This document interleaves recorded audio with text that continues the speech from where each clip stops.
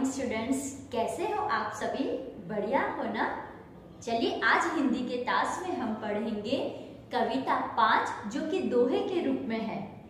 दोहे बच्चों यह होते हैं दो पंक्तियों के होते, 2 या 3 पंक्तियों में पाए जाते हैं और इस पाठ्य पुस्तक में 3 महान कवियों की बात की है। उन 3 महान कवियों ने जीवन की उपयोगी सारी चीजें हमें बातें हमें बताई है और बहुत ही उत्तम उदाहरणों द्वारा हमें वह बातें समझाई है। जीवन के उपयोगी जैसे गुण, जैसे हम कहते हैं कि दान प्रियता, दान भी एक मनुष्य की जिम्मेदारी होती है।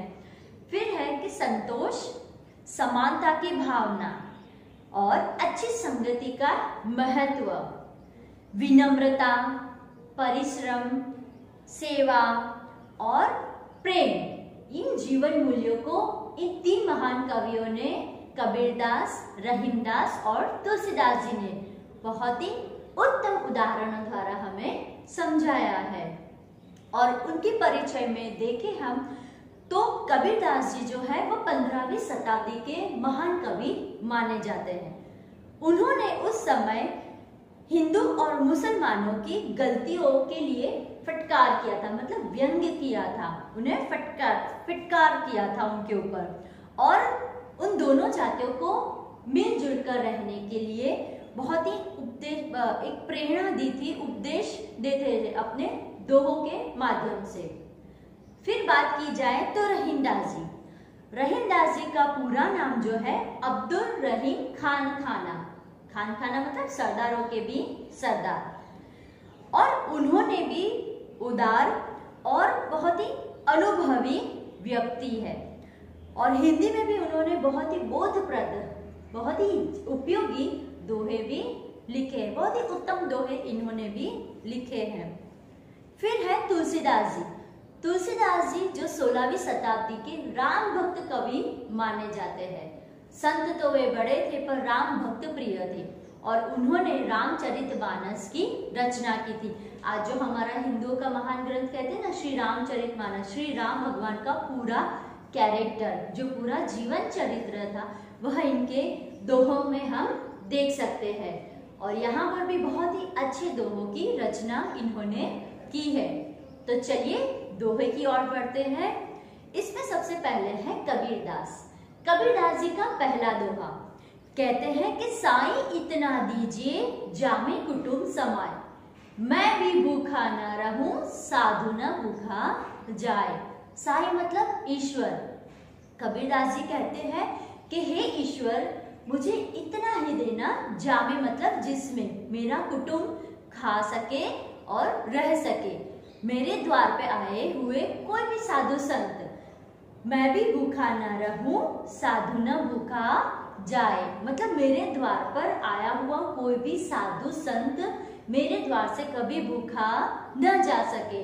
मतलब एक संतोष की भावना यहाँ पर बताई है। हम कहते हैं जीवन में बहुत सारी चीजें हमारे पास होती है पर हम उन चीजों के पीछे दौड़ते हैं जो हमारे पास नहीं है और उसी को लेकर हम दुखी होते हैं। तो कहते हैं कि एक संतोष की भावना के जीवन में बहुत ही संतोष रहो, संतोष का गुण अपनाओ। कहते हैं कि मेरे द्वार पर 2 वक्त का खाना भी अगर मुझे मिल जाएगा जिसमें मेरा परिवार भी सुखी से खा सकेगा, मुझे बस उतना ही चाहिए, ज्यादा मुझे कुछ भी नहीं है। साईं मतलब हे ईश्वर, इतना ही मुझे अन्न देना जिसमें मेरे कुटुंब वालों को मैं, मेरे परिवार वालों को मैं खिला सकूं और मेरे द्वार पे आया हुआ कोई भी साधु फकीर संत अगर कुछ खाने के लिए मुझसे मांगे तो मैं उसे दे सकूं, मैं उसे मना ना कर सकूं, मतलब उतना ही मुझे देना। समझ में आया बच्चों? चलिए अगले दोहे में बढ़ते। अगला दोहा है कि बिना विचारे सो करे, सो पाछो पछताए, काम बिगाड़े आपनो जग में होत हसाए। सोचे समझे बिना कार्य करना क्या होता है? व्यर्थ होता है। जल्दबाजी में किया हुआ काम हमेशा गलत होता है, मतलब हमेशा खराब ही होता है। हम कहते हैं कि किसी काम की जब हम शुरुआत करते, बड़े काम की जब शुरुआत करते तो हमें बहुत ही सोच समझकर वह करना चाहिए। हम बड़े बुजुर्गों की राय लेते हैं, उनकी सलाह लेते हैं, हम कैसे वो कार्य करेंगे वह हम सोचते हैं और फिर वह कार्य करने के लिए आगे धीरे धीरे हम बढ़ते हैं और कहते हैं कि समय बड़ा ही बलवान है।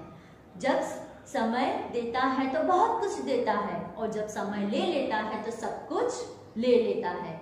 तो कार्य भी ऐसा कीजिए, सोच समझ कर कीजिए। अगर बिना सोचे समझे किया हुआ कार्य आपका व्यर्थ होता है और लोग आपके ऊपर हंसी उड़ाते हैं।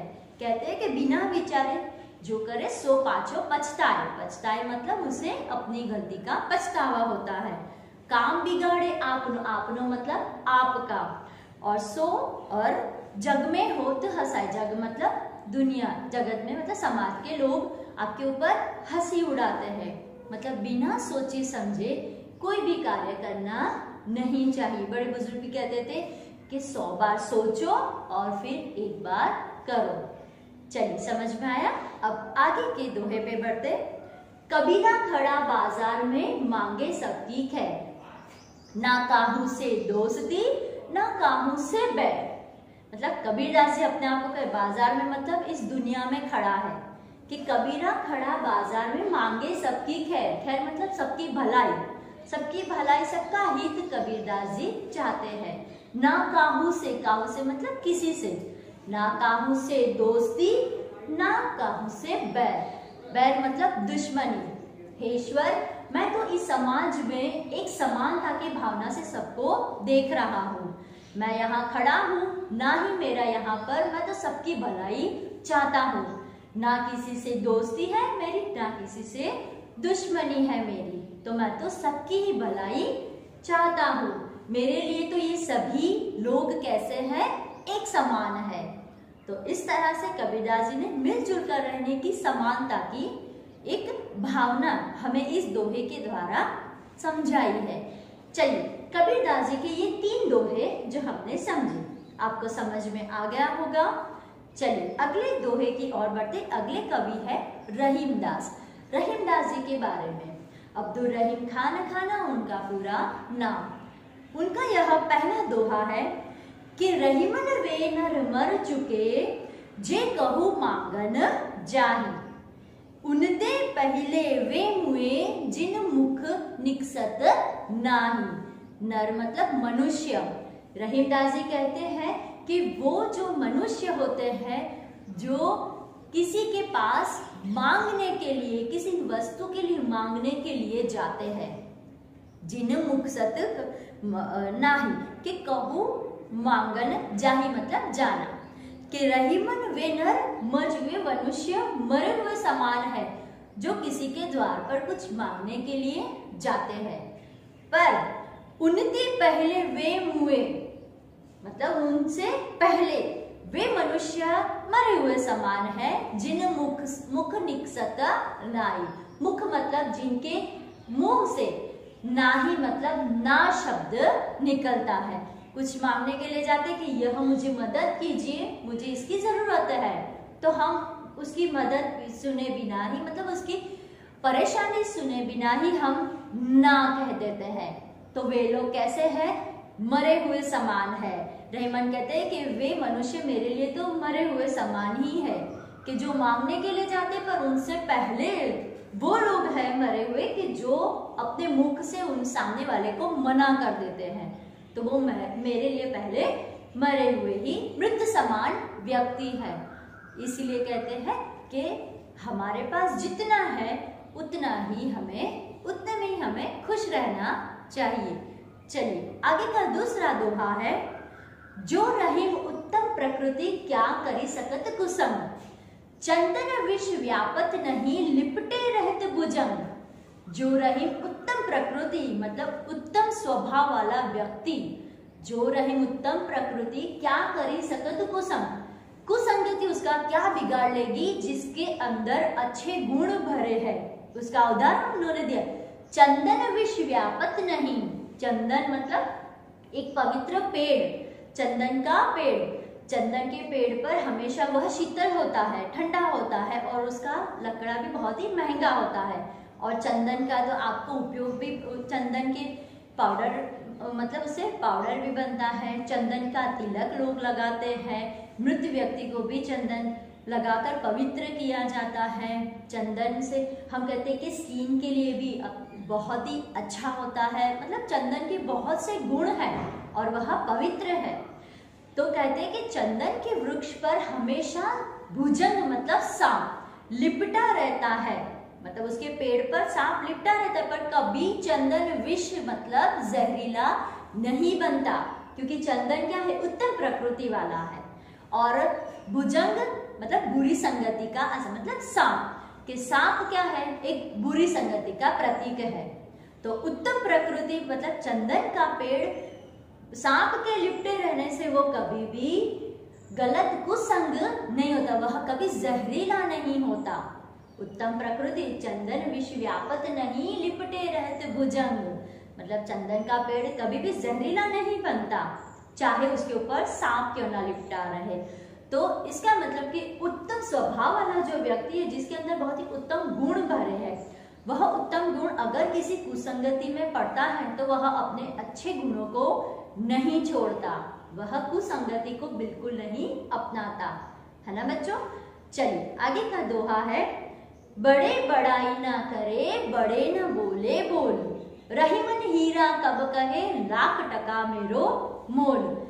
बड़ों की बात कही है, उदारता की एक भावना, कि बड़े जो होते हैं उनमें बहुत ही अच्छाई होती, गुण होते हैं, पर वह अपनी बड़ाई, अपनी खुद की प्रशंसा सभी के सामने नहीं करते और करना भी नहीं चाहिए, क्योंकि कहते हैं कि हीरा जो डायमंड होता है वह लाखों करोड़ों में बिकता है, पर वह कभी अपनी कीमत नहीं बताता सभी को कि मैं लाखों में हूं या मैं करोड़ों में हूं। वह अपना मूल्य, अपनी कीमत सभी को नहीं बता, क्योंकि उसे पता है कि उसकी कीमत बहुत ही मूल्यवान है। ऐसे ही कि बड़ों में अगर अच्छाइयाँ होती हैं, बहुत ही अच्छे गुण होते हैं, पर सभी के सामने वो अपनी प्रशंसा नहीं करते। तो इसका उदाहरण बहुत ही अच्छा दिया, हीरे का उदाहरण। डायमंड के हीरा इतना मूल्यवान है, इतना कीमती है, तो वह भी सबके साथ और उसे खरीदने की सबकी हैसियत नहीं होती। तो जो मूल्यवान होता है वह सभी के पास नहीं होता है, पर वह अपनी प्रशंसा, अपनी तारीफ खुद नहीं करता, तो वह बड़ा ही मूल्यवान है। तो बड़ों को भी अपनी प्रशंसा सभी के सामने हर जगह हर समय नहीं करनी चाहिए, क्योंकि उन्हें पता है कि उनमें अच्छाइयाँ है और वह अच्छे ही है। ठीक है बच्चों, चलिए समझ में आ गए रहीमदास जी के दोहे। अब आगे बढ़ते हैं तुलसीदास जी। तुलसीदास जी का पहला दोहा, कि आवत ही हर से नहीं, नैनन नहीं सने, तुलसी वहां न जाइए, कंचन बरसे मेल। कहते हैं कि आवत मतलब आने से, यह मतलब आपके हृदय में, हर्षे नहीं मतलब खुशी न हो, नैनन मतलब आंखों में, स्नेह मतलब प्रेम। अगर आप किसी के घर जाते हो और सामने वाले व्यक्ति में आपके आने से अगर खुशी नहीं होती, अगर एक प्यार की भावना नहीं होती कि आइए करके हम उन्हें आवकार करते हैं, मतलब हंस के, और कहते हम खुश होकर उन्हें आवकार करते, हमारे घर में आने के लिए उन्हें कहते हैं, और ऐसा अगर नहीं होता, सामने वाला व्यक्ति आपके आने से अगर खुश नहीं होता, यह हर्षे नहीं मतलब वो खुश नहीं होता, नैनन नहीं सने उसकी आंखों में स्नेह की भावना नहीं होती, तो तुलसीदास जी कहते वहां कभी न जाइए। कंचन बरसे मेघ, चाहे वहां पर कितना भी सोना, कंचन मतलब स्वर्ण सोना, बरसे मेघ, मेघ मतलब बारिश, चाहे वहां कितनी पैसों की बारिश क्यों ना होती हो, वहां कभी न जाना चाहिए। प्रेम की भावना, इंसान हमेशा, इंसान एक बहुत ही उसके अंदर बहुत ही कुछ फीलिंग्स जुड़ी हुई होती है, बड़ों का छोटों के साथ, एक समान वय वाले व्यक्तियों के साथ हम सब प्रेम, उदार भावना, इन सारी चीजों को लेकर चलते हैं। कहते हैं कि अगर आपके जाने से सामने वाले व्यक्ति आपको हंसकर अंदर आवकार नहीं देता, आपको बुलाता नहीं और आपके आने से मुंह चढ़ा देता है, या फिर गुस्सा होता है, या फिर ऐसा होता है कि कहाँ पर आ गए, तो वहां न जाए। इतना तो हम देख ही सकते हैं कि आपके आने से सामने वाला व्यक्ति खुश है कि नहीं खुश, इतना तो आप समझ ही सकते हो। रोज रोज आंटी आके बैठ जाती है, आपको पसंद नहीं भी होता तो आप कैसे चिढ़ते हो और वहां से उठकर कहीं और चले जाते हो। तो क्या होता है कि आपको उनके आने से खुशी नहीं होती। पर ये बात नहीं कि हमारा जो देश है वह अतिथि देवो भव, आपने सुना होगा कि अतिथि जो मेहमान है वह भगवान के समान है। आने से हम कोई भी होगा, दुश्मन भी क्यों, फिर भी उन्हें आओ, आइए, बैठिए, इस तरह से हम आवकार तो जरूर ही देते हैं और देना भी चाहिए। तो ऐसा अगर नहीं होता तो चाहे वह कितना भी धनवान व्यक्ति क्यों ना हो, उसके पास कितना पैसा भी क्यों ना हो, वहां जाना बेकार है। ठीक है बच्चों, चलिए मतलब एक आत्मसम्मान की बात भी की है और अतिथि देवो भव का भी एक उदाहरण भी दिया है। चलिए आगे का दोहा है, बहुत ही आपको मतलब किया हुआ यह एक दोहा है। वह कहते कि विद्या धन उद्यम बिना कहो जो पावे कौन, बिना डुलाए ना मिले जो पंखा की पौन। विद्या और धन, जो शिक्षा, अभी यह जो समय है आपके लिए और हमारे लिए एक चैलेंज है ना बच्चों। यह जो हमारा चल रहा है अभी ये दौर, वो बहुत ही कठिन है। उनमें आपके लिए पढ़ाई बहुत ही कठिन हो रही है, हमारे लिए भी हो रही है, पर फिर भी हम उसे पाने का प्रयास जरूर करते हैं, आप भी और हम भी। तो विद्या अमूल्य होती है, उसे कभी तोला नहीं जा सकता, और धन भी क्या होता है, बहुत ही अमूल्य होता है। तो विद्या और धन कहो मतलब कहो जो पावे कौन, ऐसा किसने पाया है बिना परिश्रम के, कहो जो पावे कौन, बिना डुलाए न मिले जो पंखा की पौन। मतलब पहले के जमाने में हाथों से पंखा, हाथ में जब पंखा था उसे हिलाने पर हवा मिलती थी, है ना। मतलब हवा पाने के लिए हमें हाथ को हिलाना तो पड़ेगा ही, हिलाना पड़ेगा ना उसे भी। तो विद्या और धन भी ऐसे ही है कि अगर उसे पाना है तो परिश्रम जरूर करना पड़ेगा। मतलब परिश्रम का महत्व कि विद्या और धन ऐसे कि बैठे बिठाए कोई नहीं दे जाएगा कि ले बेटा तुझे पास कर दिया, अब तू आगे चला जा, ले तुझे फर्स्ट नंबर मिल गया, तू आगे चला जा। और धन भी ऐसा नहीं है कि बैठे बैठे धन, एक जो भिखारी भी होता है उसे भी सुबह से दोपहर तक बैठना पड़ता है, तब जाके उसके पास कुछ धन आता है। तो वह भी एक परिश्रम ही हुआ ना। और हम कहते हैं कि कोई भी काम छोटा बड़ा नहीं होता। तो कहते हैं कि किसी भी काम को करने से अगर आप काम करते हो तो आपको धन मिलता है। बैठे बैठे आप भगवान का नाम जपोगे, हे भगवान धन दे दे, धन दे दे, धन दे दे, तो ऐसा नहीं होगा, वह धन आपको प्राप्त नहीं होगा, उसके लिए आपको परिश्रम करना पड़ेगा। तो परिश्रम की महत्वता यहाँ पर बताई है। यहाँ पर दोहे हमारे समाप्त होते हैं। अगर किसी दोहे में न समझ में आए तो आप मुझे पूछ सकते हो, ठीक है। अगले क्लास में मिलेंगे। इससे पहले आप दोहे आज की दिनांक के साथ आप नोटबुक में अच्छे अक्षरों से लिखेंगे और शब्दार्थ जो है वह भी लिखेंगे, आपका यह गृह कार्य। तो चलिए अगले क्लास में फिर मिलते हैं। टेक केयर बच्चों, stay home, stay safe, bye.